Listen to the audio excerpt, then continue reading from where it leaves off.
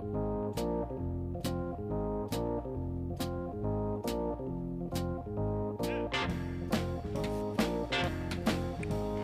back to the Lonergan program. Guest in our studio this morning is J.L. Russell, the author of the children's book, soon to be a children's series, Sugar Bear Goes to Bed. So you'll see more than one book, as we have Sugar Bear going to school, and before we're done, Sugar Bear will go to college. And, okay, Sugar Bear reads a book to her own daughter or son or whatever it might be. Anyway, Jason, you are a school teacher by profession. Yes, sir. And so I think you're working with the Federal Way District now. That's correct. Okay, and what grade levels do you work in then? Well, currently I'm a guest teacher, so I work with elementary all the way through high school. Oh, you could get called for any level. Correct. And boy, have you done the high school level then, or not? Yes, sir. Yes, sir. Actually, I was at Federal Way High School on Friday. Okay. So, we hear some stories that it's just not like high school when we went there, that it's very hard to maintain attention and discipline. Do you have that problem? Actually, I don't. Okay. I just believe, that you have to kind of command, you have to just command that respect. And for some reason, I've always been blessed with that ability. Okay, so that's important, that you're here for a reason, and I'm in charge, and you go from there. Right. I just believe, in the, like my dad say, I can be kind and firm, or firm and kind, or firm and unkind. Mm-hmm. So you'd much rather me be firm and kind. Very interesting. Well, I actually use that a lot because I've managed a number of organizations over my lifetime, and in terms of management. I've actually had to sometimes call in a certain employee and say, I think you are mistaking kindness for weakness. Right. Well, I'm happy I was never in your office for that. There you go. But because that's true, you can have a good style. Hey, we're going to have a good time here. This isn't punishment. This is learning. Right. It can be enjoyable, but it has to be done decently and in order, or nothing's going to happen. Exactly. All right. Well, would you rather be with the little kids? I know when I worked with you, that was your forte, was the little ones.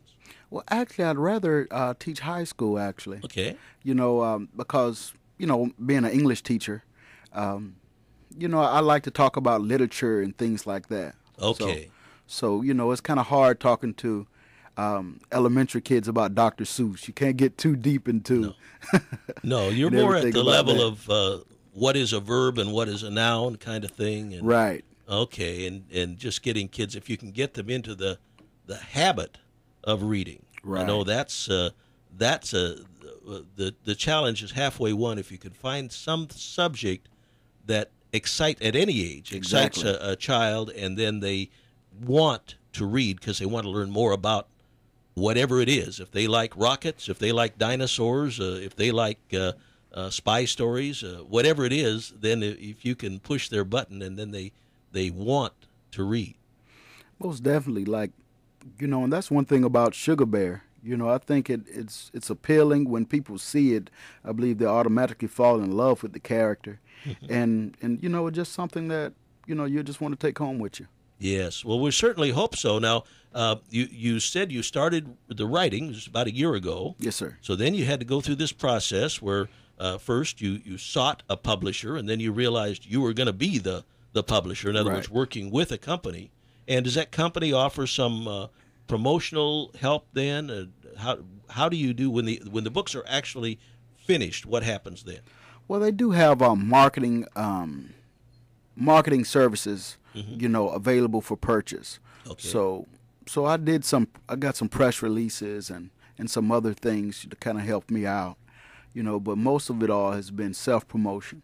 Mm-hmm. A lot of interesting stories through history of people who now we recognize as famous authors or classics, but actually who couldn't get a publisher because of what they were doing might be different. There's a lot of stories like that through history that once a book gets out there, it can catch on and take on a life of its own. And I'm really hoping it's the case because it has a wonderful message, and I believe that every child needs this book. I really do. It really promotes fatherhood and promotes good child-parent relationships. Now, that's a key issue. Again, you mentioned you wanted to write a book for African Americans, Yes, sir. so that as kids look at the picture looks kind of like them, Right. and that's important.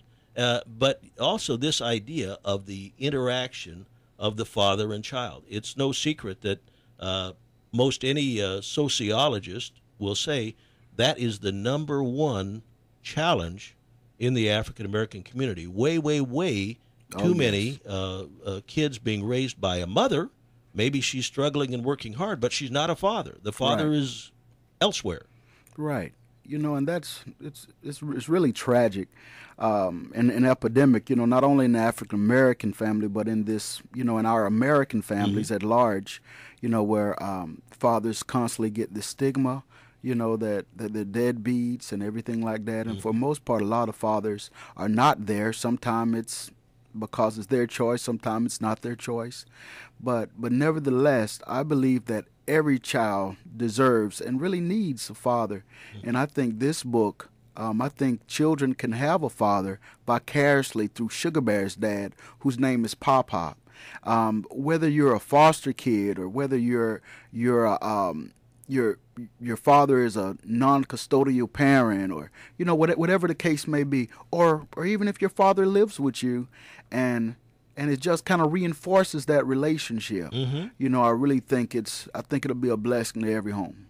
That is really a positive statement. So, to whatever extent that the book and the story in the book can underline the importance of that, in this case, a father-daughter relationship, Yes, sir. then that's what your goal is to do. Most definitely. And as you give that same treatment then to different stages of life, as Sugar Bear gets a little older, that's what you plan to do, is write about different circumstances with her at maybe a different age. Yes, sir. I'm kind of wavering between that, because I think Sugar Bear. We have Dora the Explorer, we have Strawberry Shortcake, we even had a Rainbow Bright and things of this nature. So I think Sugar Bear could be the next best thing, could be the next thing smoking, if you will, in that genre. Also, I think it's more or less like Dora the Explorer meets VeggieTales, because everything that I do is God-centered, and it's going to be some godly premise in every story. There should be a market for that, indeed. Yes, sir. And maybe those Christian book chains, there's a couple of big ones now, and we still have our local stores, but maybe one of those chains will get interested in it for the reason you just mentioned. Yes, sir. Well, give us again the information how right now we could get a copy of Sugar Bear Goes to Bed. You can get Sugar Bear Goes to Bed at barnesandnobles.com and also amazon.com. And you can also get both the hardback and the softcover at my website, www.sugabeartales.com. That's www.sugarbeartales.com. Okay, Sugar Bear, without the R in the word sugar, because that's her name, Sugar Bear. And I get what you're saying, that maybe we will see her in different circumstances. Sugar Bear goes to the zoo, Sugar Bear solves the mystery, or whatever. Right. You can have a lot of fun with that. Oh, most definitely. My mind is going bonkers right now. All right. Well, we can tell, Jason, that you believe in what you're doing, and you want to put this book in a lot of people's hands, and I hope that's exactly what happens. I know a lot of our listeners are starting to shop for Christmas. There are kids and grandkids galore out there in our KLAY listenership, so hope people are thinking about that. And mention that website one more time. www.sugabeartales.com, sugarbeartales.com. All right. J.L. Russell, the children's author from right here in Tacoma, thank you for being with us. Thank you so much. All right. We'll be back with hour number 2 after the news.